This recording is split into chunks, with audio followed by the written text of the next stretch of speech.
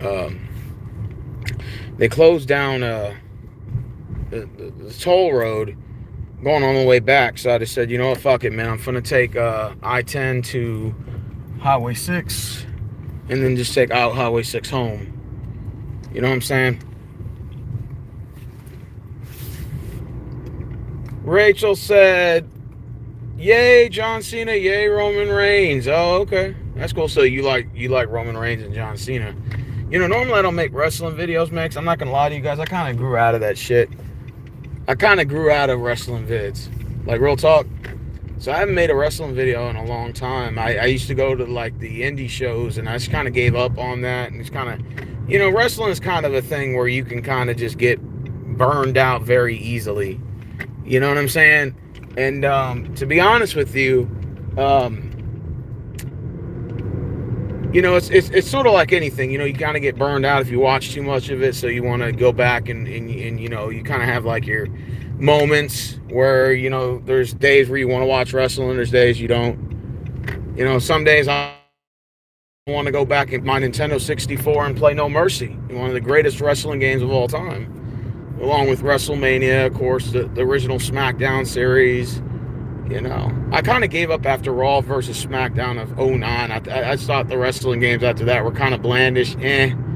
There is some decent wrestling games that have came out over the last recent years. I'm not gonna lie to you, but in hindsight, man, when I went to WrestleMania, I've been to 2 WrestleManias. Actually, no. I've been to 1 WrestleMania. There's WrestleMania 30, I think. That was when Lesnar ended the streak. If I'm correct, that was when he ended Undertaker's winning streak. And when I went to WrestleMania, it was in New Orleans, and the whole atmosphere was great. It was me and a guy named Michael. I think his name was Michael Proud. Believe it or not, last name was Proud. Believe it or not, he was a bald-headed white dude that was real fucking cool as shit. And anyways, I remember Daniel Bryan was fighting Undertaker, or no, I'm sorry, he was fighting Triple H, I believe, and then he had to win that match against Triple H to get to the main event. And I forgot who he fought at the main event. I think he fought Randy Orton and Batista. I think, if I'm correct, I don't remember how it went down. But Daniel Bryan had to win like a qualifying match to get there. And he ended up winning. And then Taker's streak ended or whatever, and it just kind of sucked the whole atmosphere out when Undertaker lost. And I don't really remember like every single match, but I remember they did the Hall of Fame. And I remember who's inducted in the Hall of Fame. The Ultimate Warrior was inducted in the Hall of Fame. I remember that year. I forgot who else. I think Farouk was there, and it was a couple others. I just don't remember. It's been so long. But it was an awesome show, man. It was one of the greatest moments of my life, being at my first ever WrestleMania and having the opportunity to go there. And I'm gonna be honest with you guys. I've never really like said this, and I'm gonna say this now. When I went to when I went to Bourbon Street in the French Quarters in New Orleans, and I went and we were partying our asses off and shit like that. And of course, I was underage drinking. It was kind of funny, but whatever. My buddy was over 21, so we were all just drinking or whatever. He was supplying my alcohol. I was like, whatever. And we were having the fun time of our life. You know what I'm saying?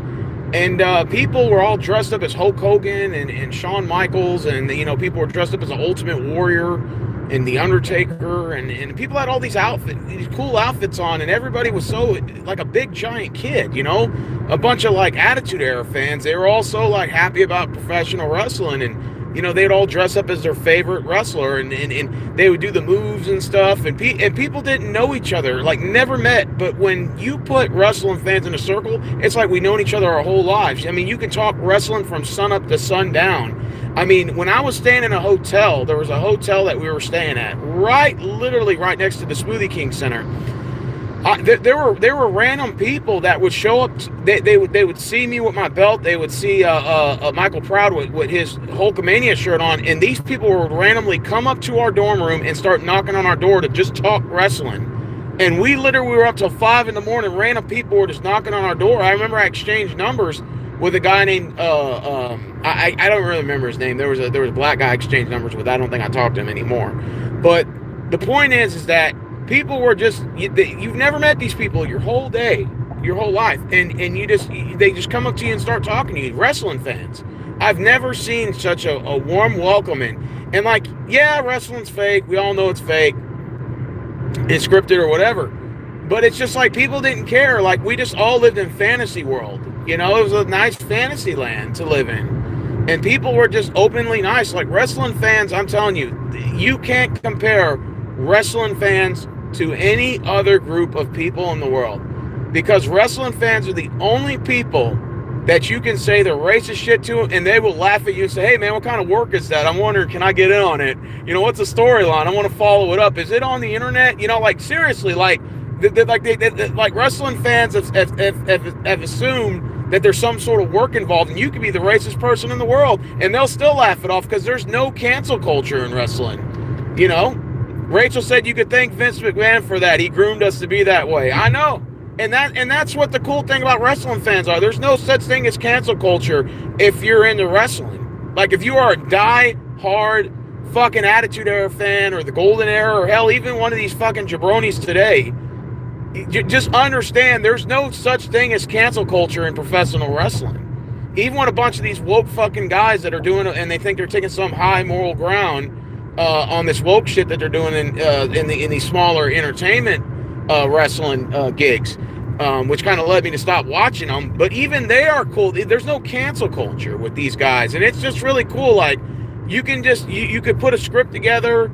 I mean, people cuss each other out, you motherfucker and stuff. You know, pull these mic promos in these small wrestling companies, and that was what it just felt organic. It felt like the closest thing to being in the Attitude Era. It just felt more original. And then, of course, till they started deciding to go woke and trying to take this, moral high ground, it actually probably could have been very popular at some point. You know, and maybe it could. Maybe it might get back to those roots. But wrestling fans are just the best in the world, man. You can't compare any sort of wrestling fan to any other group of people that doesn't highly get offended. You know, for example, in the YWC, sometimes you'll have Malik X who'll come on and start pulling his racist Barack Obama gimmick. We all know it's part of a work, but we think it's hilarious. He'll say cracker this and cracker that.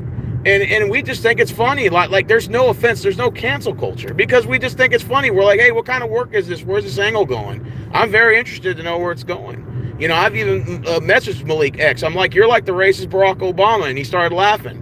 He said, yeah, you can call it that. And I said, well, I think it's hilarious. I said, what kind of gimmick is this, man? And where is it going? Is it going to lead to a feud with somebody? Let me in on the secret here. I'm kind of curious to know, man. And it's just, with wrestling fans, it's like we all live in this dream world. And it's just so cool, man, because you get to be a kid, even as you're an adult. You get to be a kid for a day. You get to be a kid for a moment, man. And that's what I like about wrestling fans, man. That's one of the things I enjoyed about the YWC. Charlie Wolfcows, the Wrestling Jesus, the Prodigal Hill and his 3 different gimmicks he was doing. I think he had some, like, you got those other guys. What's his name? Bubba Dunk and all those guys. I mean, I forgot what they called themselves, but I mean, even Sean's View Entertainment to a certain degree. You know what I'm saying? All these guys that, Dark Horse, can't forget about Dark Horse, of course.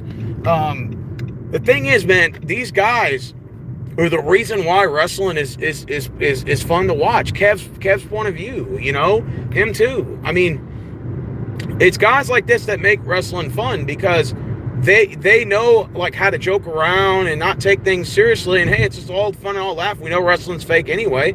Let's just have fun with it. Fuck it. And it's just like, we're already going through a lot of stress and a lot of, things in life. And we're just like, fuck it, man, this wrestling shit's pretty cool.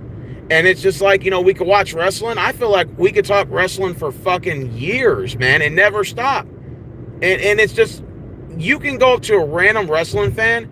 If he's wearing an Undertaker shirt, you're wearing, like, let's say Stone Cold, you're instantly friends if y'all bump heads. Like the highly likelihood you're going to exchange numbers is almost 99%, 99, 100%, because wrestling fans are just again, they're just some of the coolest people to talk to, man. And it's just, again, I think, we live in this time and age where, it's more important to have beefs, like real life beefs, and, because wrestling's, has its moments where it's entertaining, not entertaining, that it kind of fluctuates. So then, we kind of create these little works on the internet. We had the Summer of Polston. We had where me and Polston were narcissists. Everybody sort of had their own, what's the word I want to use? Their own sort of like gimmick. And it was just so cool, man. I mean, there were all these storylines. You had Brittany in the mix. Charlie Wolfcow, rest in peace, man. He was one of the greatest he was one of my favorite YouTubers. In fact, I even talked about meeting him one day. And he said, yeah, you're more than welcome to come up here to Ohio and come see me. And I talked to him actually 4 days before he died. He told me, look, man, I got this COVID shit. And he's coughing. I actually still have his voicemail saved. Where he was coughing, he said, the reason why I haven't gotten back to you is I caught the COVID. And I said, hey, man, I know how it feels. I caught that shit 3 times, so I know how it feels, man. Shit sucks. But yeah, wrestling fans, I think, are some of the coolest ever. Speaking of Barack Obama, I'm facing him in a steel cage, man. June 25th. Oh, man, that's pretty cool, man. But again, whether it's Malik or any of these guys, Mr. Mendez, all these guys, man, they're also, even the guys that I used to kind of like beef with, I think his name was like something bastard or something or whatever. I think he changed his name now. You got the Wrestling Otaku. He does his, he's successful at the videos he uploads. He's very entertaining. I tend to watch his videos from time to time when I get a chance. And to be honest with you, man, it's just it's wrestling fans like us that make the wrestling, I don't want to say business, but more like the wrestling fanhood exciting, because you get to watch these people on YouTube talk about wrestling. And it's like, just sometimes, we really never appreciate each other until something happens, like a death, like when Charlie Wolfcow died. And to be honest with you, man, sometimes it takes something like that to bring people together. And I just enjoy watching everyone's content. I mean, even Demon Killer uploads Raw videos. And that's not really my thing, but sometimes I'll crash into his stuff to see what he has, to say or whatever. There's other wrestling fans too that I haven't really mentioned because it's just in my mind. It's just so vague right now. There's Will's Entertainment, I think. I don't even know if he still does videos. He was like a UFC guy and then did like wrestling videos too. There's all types of guys in the YWC, because again, I'm having to put on my memory cap. But again, Wrestling Jesus was the reason why I even decided to make wrestling videos, because he's a very talented guy. And I think people don't really understand like that Wrestling Jesus is probably one of the greatest YouTubers of all time. Like wrestling, the talk wrestling, his gimmick, how funny he was, how he could get people to watch. I think Wrestling Jesus was really underestimated in the YWC, and I'll even say he was more underestimated and should have been he should have had way more followers than he had. The guy is just downright very entertaining. He's very entertaining to watch. Makes me laugh all the time. His videos are like, alrighty, ladies and gentlemen. And it's like, and it's just, man, you miss those days, when people used to put a lot of effort into it. I guess we're all getting older now, so maybe it's just a different perspective on things. So people just sort of have like, a different outlook on it. Maybe we're all burned out of wrestling, but at the end of the day, man, wrestling fans are the coolest people to meet. I mean, like literally, if you walk up to a random wrestling guy and you got a wrestling shirt on, and somebody watches wrestling, they'll start talking to you. They don't even know who you are, and you can say, hey, what's your number? What's mine, man? We'll talk wrestling on the phone. Sure. And people are exchanging numbers and all types of shit, man. Some of the nicest people I've met were wrestling fucking fans. I mean, real talk. Some of the nicest people I've met in my life are wrestling fucking fans, dude. Real talk. Will Ferrell's, the Scott Casey's of the world, stuff like that. You guys too, man. And even the guys who watched our channels, watched our videos, who would comment on the wrestling stuff. It's just wrestling fans are just genuinely the coolest people in the world. There's no cancel culture with wrestling fans.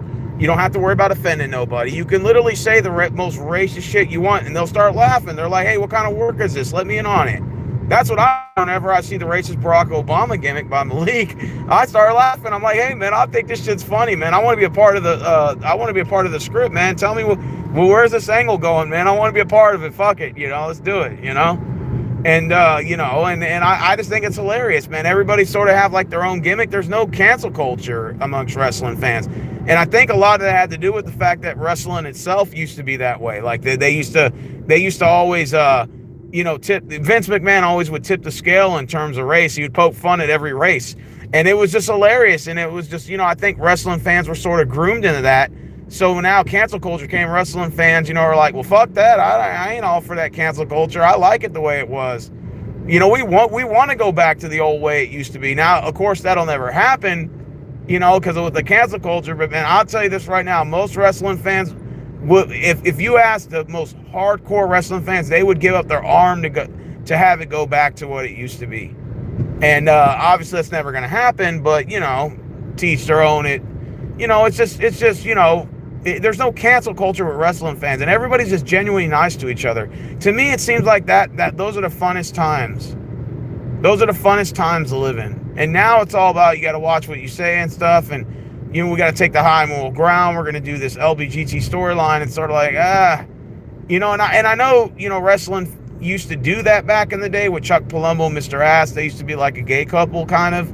And I remember, I think Palumbo, proposed to Mr. Ass, and they said yes, and they were kind of like poking fun at gay people. And then, they had, what's that one, French guy that used to be gay? He used to be like a manager for Dupree. I can't remember his name, but they used to sort of poke fun at every political faction or every gender, every race, and I thought it was funny, man. I thought that was real comedy. Joe Biden will be returning to next month, so I'll be feuding with him again. God damn, 44th President Barack Obama has odds stacked against me. That's funny, man. Tell Kev, if he's gonna do that stuff, tell him that he should put a match like an 8-man match with 4 Republicans and 4 Democrats just to see who would win. What's that 2-sided ring that they got now, War Games, and put Obama, Trump, Biden, Clinton. You could put probably maybe Ted Cruz, and then maybe a couple other guys, kind of make it 4v4 and do a big Democratic Republican battle royal. That would be pretty cool, man. That would be something fun to see, man. I thought about buying the new game. I heard War Games, a 2-sided ring, is dope. Just imagine if they did the Royal Rumble like that. If they had a Royal Rumble match where you can use both sides of the ring, and it's 8 guys in each side of the ring, and they can all move back and forth between rings. Dude, I'm telling you, if they did that, that would blow the roof off the place. I'm waiting for the Royal Rumble to let more than 8 in the ring, because it's kind of getting old. I want to see 12, 14, 16 guys just going melee, man. I want to see that, man. I don't know if they'll ever do that. I could see them maybe going to 10 guys in the ring, something like that, 10 or 11 or 12, maybe 10 to 12. I think the servers are big enough to hold at least 10 in the ring. I think 10 in the ring would be fair, but I would say probably 12 and make it fun, But yeah, man, wrestling fans are just the coolest people in the world, man. Rather you're just doing wrestling on the side, or you're just watching WWE, or let's say Impact or whatever, you're watching Ring of Honor or something like that, or AEW. Just understand that, wrestling fans just have a special connection that you can't really explain to the common person. They'll never be able to understand it. Even guys who used to watch wrestling back in the day, let's say they stopped watching it back in the early 2000s when the Attitude Era was at its peak, and then they're like, no, I'm not really feeling the Ruthless Aggression era. See, I'm a Ruthless Aggression guy. That was my era, was the Ruthless Aggression. But the point that I'm making is that wrestling is just a place where it's sort of like dreamland. You know it's scripted for the most part. The fights aren't real, and it's just, what the fuck? You see this car not move? Damn, it just now moved. But anyways, we know that wrestling's not real. It's scripted, right? We all know that, right? But at the same time, it's our minds, we think it's real. We'll do breakdowns. We'll do predictions. I used to go to little wrestling, where they used to host the wrestling events. I did that years back with my buddies, man. And it was so much fun. We used to do it for Monday Night Raw. They used to want to do it for SmackDown. We used to go to Randy's house, and we'd be like 6 deep, ordering pizzas and shit, watching fucking a shitty fucking SmackDown, dude. Those used to be the days, man. And we used to go meet up for every wrestling pay-per-view. We used to meet up religiously at these places and eat and have a good time. And we talk wrestling and this. And man, I'm telling you, it's just, oh man, it's just, you know, and every now and then they'll meet up like 4 or 5 heads. But, you know, I mean, they don't really do that anymore. But, or they do it kind of for the big 4 pay-per-view, like the Rumble, SummerSlam, WrestleMania, and then they do it for Survivor Series, or I think Money in the Bank. They do it for Money in the Bank. I'm sorry, because Money in the Bank's really more popular than Survivor Series. Survivor Series, I wouldn't even consider it part of the big 4 anymore. It's more of Money in the Bank. In fact, I would say that Money in the Bank, in my opinion, is really almost as popular as SummerSlam. Like, it's almost up there. SummerSlam is supposed to be WrestleMania Part 2. It's supposed to be like your intercontinental pay-per-view, I guess, if that's the way you want to call it. WrestleMania is like the Super Bowl. That's like the main show of the year. It's like where all the storylines ends in the new season. After Mania is supposed to kick off, technically, like in football terms, it's supposed to be like the new season. It's supposed to be the start of the new season. And I'm going to tell you this, though, man. I think what disappointed me the most about wrestling, or especially this year, was the fact that The Rock didn't come back. I know he was doing movies, and he sort of flopped on his SFL. And, now he's going through all this lawsuit and stuff. That kind of sucks to hear that. I was anticipating The Rock versus Roman Reigns, WrestleMania 40. Even if I wanted it to be this year. But I was hoping, okay, well, maybe they're saving the best last and they're going to do like WrestleMania 40 and then have The Rock come back. And now it's looking like that most likely may not be the case. And it's kind of a little disappointing. I wanted to see The Rock square off with Roman Reigns. That would have been like a current dream match that I think would be the only realistic dream match. Because, I mean, be honest, who really wants to see Cody Rhodes versus Roman again? Like, come on, man. I don't want to see a part 2 to that. I mean, obviously, you know that Cody's going to have to win somewhere down the line, but do I want to see it at Mania? Probably not. If that was the case, you should have just gave him the title at Mania 39, which, again, I don't even see what's the point of bringing Cody Rhodes back. I mean, I get why. I get that, like, he's doing it for the money, and, like, obviously that's the thing, but to me, it sounds like Roman Reigns' days as champion, he's 6 all time. I think they're going to make him last a lot longer than that. I think they're going to try to move him along in the ranks. And I'm going to say he probably will get like maybe 3rd or 2nd place in terms of holding the title. Like, I wouldn't even be surprised if they keep it on him for another couple of years, like 2 or 3 years, just that way, to keep the streak going, that sort of ordeal.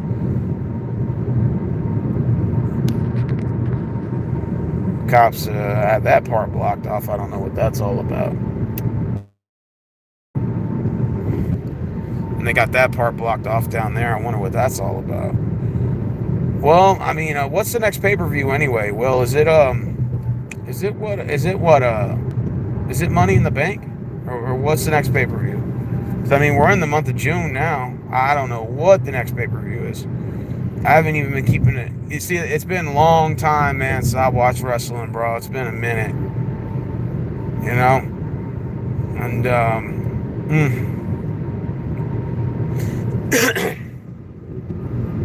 but yeah, wrestling fans are the coolest, man. They're just the nicest people you'll ever meet. And regardless of what your political affiliations be, like, if you all like wrestling, man, all that shit's squashed. Like, we don't really care what your political affiliation is. We just care about, we like wrestling. We'll just talk wrestling. You could put Democrats, Republicans in the same room. If they all like wrestling, that's what they're all going to talk about. They're not going to talk about anything else other than professional wrestling.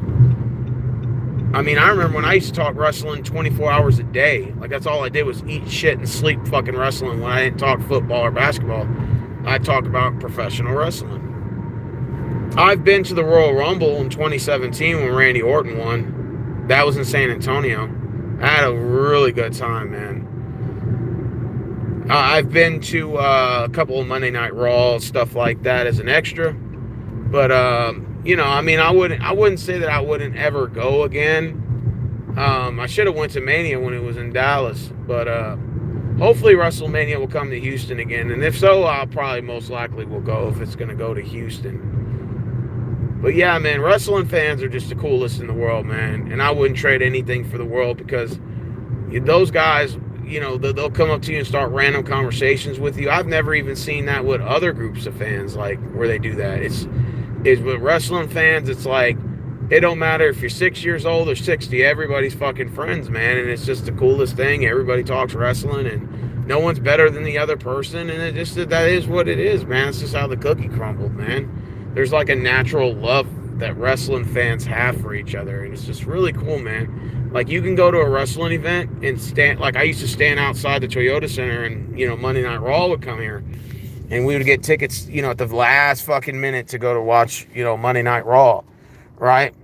And we'd stand in line. There would be like 50 people in line because I'm trying to get inside early, and then all of a sudden, people just would randomly just come up to you and just start random conversations, and it was like it felt so genuine. And it was just like everybody, there was no judgment. Nobody judged anybody. And it was like so cool. It's like, I wish that the world was like this. I wish that people would emulate how the wrestling experience is to their real life. And you would see that everything is so genuine. There's no cancel culture. And it's just a fun time, man. It was a fun time. And it's just, sometimes you just can't replace those things, man.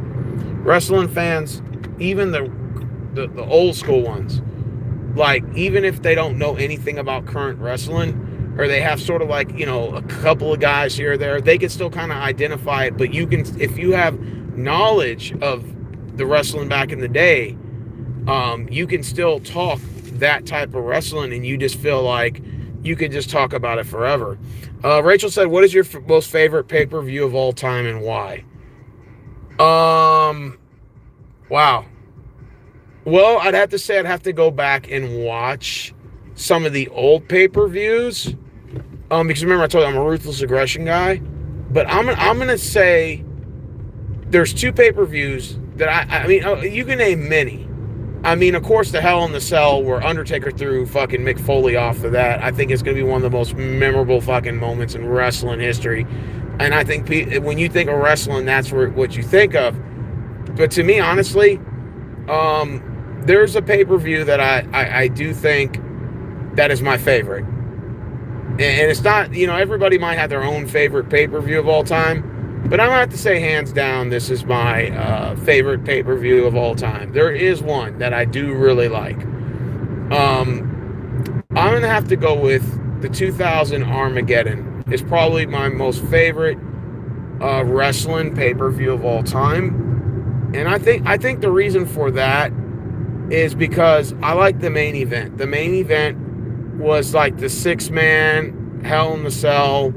They had really good storylines, really good work going up to that. That was when Undertaker just grabbed Rikishi off on the cage and just fucking chokeslammed him into like a fucking truck that had a bunch of like hay in it, and he just fucking landed in there and was just done. And I don't remember who else was in there. I think Austin was in there. I think Kurt Angle. I think The Rock was in the match, and it was just one of my most favorite pay-per-views of all time. I just say 2000 Armageddon, hands down, was probably my most favorite one.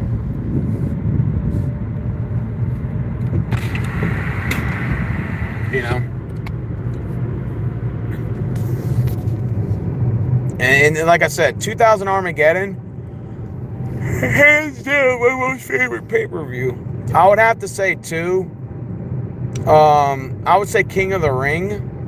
And it's the one where Shane McMahon and Angle had that fucking epic fucking match, dude. And I think Shane McMahon like suplexed fucking Kurt Angle like 3 times and broke a bone in his back. And Kurt Angle said, "Hey, dude, I think I just broke my fucking back." And Shane goes, "Dude, do you want to continue the match?" And then Angle's like, "Nah, fuck it, just keep going." Like, because they did the little documentary of that. And that's probably, I would have to say, hands down, my most favorite, one of my most top 5 pay-per-views is the King of the Ring, where it was Shane McMahon and Kurt Angle. That was just an extraordinary match. Then followed by the Armageddon 2000 was probably another one that was really good.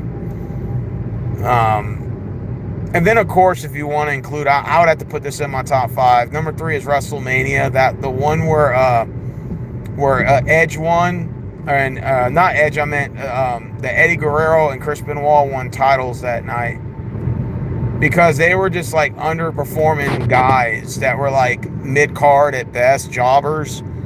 And for the WWE to finally give them championships and like reward WCW guys, I think was really cool, really phenomenal.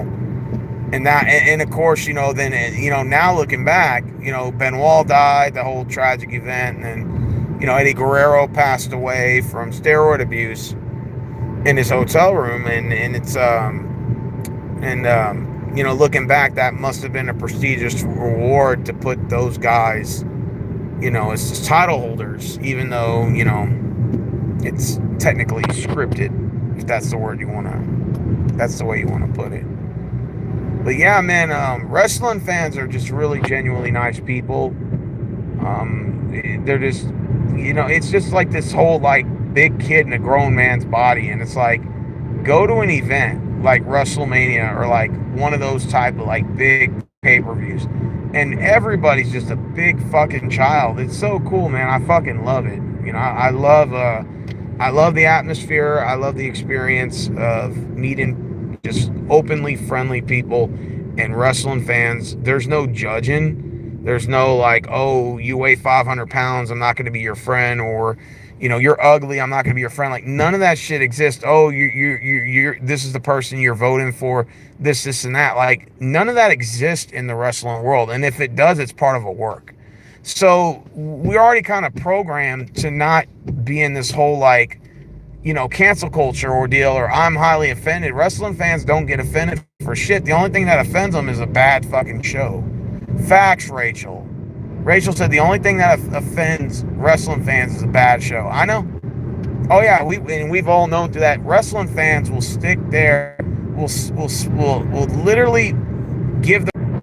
It's just the coolest thing ever. Like, I fucking love it, man. It's just like, wrestling fans are devoted. Like, we stuck there through the years when wrestling was so badly on our throats, and and now it's like, well, if Cena's not wrestling, we all kind of miss him, and it's sort of like, that's like just the natural love that I think fans have for, wrestling fans have for the business, and it's just really cool, man. You can't replace wrestling fans. You just can't, man, and it's hard. I'm not saying that people aren't burned out. I think because, the times we live in now, people are struggling, and I think that's why they're not making these little indie shows, and I think that has a lot to do with it. People just don't have the time and don't have the money anymore, and everything is so pricey and expensive to do stuff. It's hard to attend wrestling events now because, you're just so devoted in the work now, and that's how people are, sort of like, I'm devoted into my time into work, and at it. But I mean, I'm not saying football fans are not cool, because some of those guys are wrestling fans, and some of them aren't. Some of them are UFC guys, some of them are just regular football and basketball fans, but whatever. But wrestling fans are just the only people I know in the world that cancel culture doesn't exist. They'll just generally randomly talk to you. I remember when I was at the hotel room with Michael Proud, and we were sitting in that hotel room, and I remember all throughout the hours of the night, people were coming up to our hotel, knocking on the door, saying, I saw your wrestling shirt, and you guys look cool. My name's so and so. This guy's name is this. Let's talk wrestling. And we actually sat there and pulled out wrestling DVDs just to watch that shit till 5-6 a.m. Then to get up after a 2-hour sleep just to get up to go try to watch wrestling some more. It's just, you can't take the experience away from wrestling fans. Like, wrestling fans have a unique relationship. It's hard to explain. It's like once a kid, always a kid. Facts, Marvin, facts. And that's why I think that it's just like, even if wrestling sucks now, like let's say if hypothetically nobody likes wrestling, right? We can all talk about wrestling from back then, and there you go, there's a conversation. And it's just really cool, man. It's like that's the way like that wrestling fans are. They just find ways to fucking talk about wrestling. And it's just, man, it's a great atmosphere for your. All right, I'm back live again, man. My bad. I'm on the way home. It goes out. I don't have to restart my phone no more, so that's good. It goes out. I don't have to restart my phone no more, so that's good. Yeah, wrestling fans are just the coolest motherfuckers on the planet, man. I wouldn't trade my soul if I could take it all back, you know. If I could take it all back, you know, I wouldn't. What's your favorite wrestling game? No Mercy on the N64. Then I have to say, followed by the SmackDown. Probably Here Comes the Pain. Know Your Role is a good one too. All the SmackDown games are good, you know. But again, I think No Mercy is the best one. No Mercy and WrestleMania 2000. I had to say for the N64. I still have those games. You know, we used to do wrestling tournaments. I used to love that shit. I miss those days, man. I miss those days. Like, again, I'm a Ruthless Aggression guy, but like I said, my brothers had the N64. They gave that shit to me, and I'm a fucking Nintendo 64 freak. You know, it's one of the best hands-on consoles of all time. You can leave that bitch on all day and it'll never burn out. Never fucking burn out. But yeah, man, wrestling fans are just the coolest in the world. We got 3 people watching in the house. Now we got none. So it went down from 3 to 0.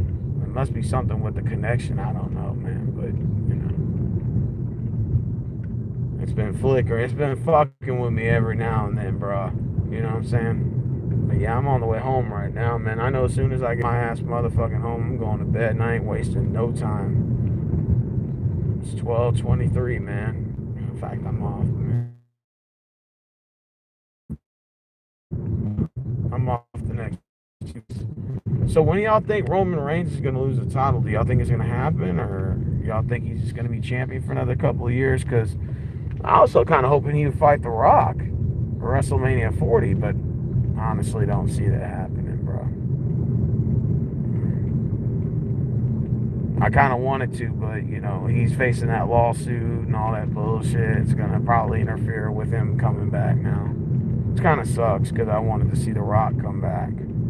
Kind of glad to see Stone Cold's return, and Stone Cold fought Kevin Owens. I thought that was pretty cool for Mania. And Stone Cold kind of botched the stunner on McMahon, but it's cool. I mean, you know, everybody kind of liked that. And, you know. Oh, man. Wrestling's never going to be as good as it used to be. Hey, Andres, what's going on, man? You go to Fiesta Mart? Fiesta Mart. You mean Fiesta? Oh, I love Fiesta. I patrol there.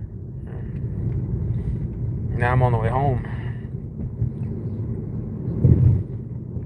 It takes about an hour to get home, but I'm not tripping. I just, you know. I think Roman Reigns will pass Bruno's championship. Oh, you're talking about the 11-year mark? They're really going to, like, are you talking about the main one? I think, how long was he champion for? Bruno Sammartino, I think, what, like 7 years? Okay, so if he's been champion for 7 years, that means damn well that Roman's gonna keep the belt for that long. Holy shit! I didn't think he was gonna go that long. Holy shit! That I didn't think so.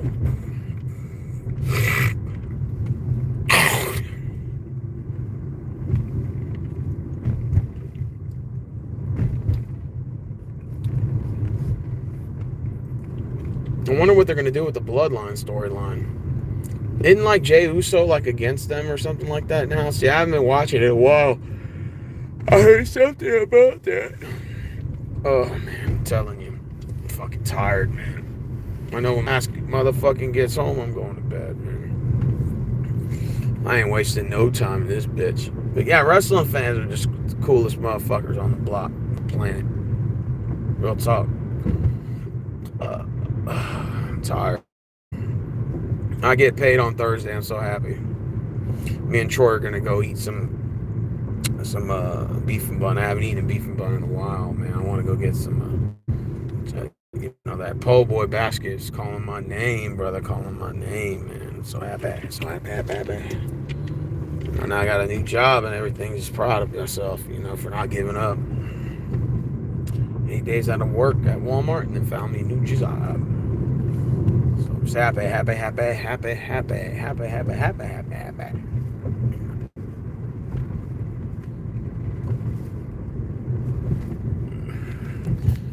Yeah, but yeah, wrestling fans are the coolest motherfuckers on the planet, man. I love you guys, and you guys are awesome, man. You guys are the reason why my wrestling experience, the guys on YouTube and all that, and the people I met in my life, that love professional wrestling, or you guys are the reason why I fucking like wrestling, man. And it's because you guys make it a great experience for me. Real talk, man. All right, guys. Well, I'm heading home, and I'm gonna holler at y'all tomorrow, man. Y'all take care.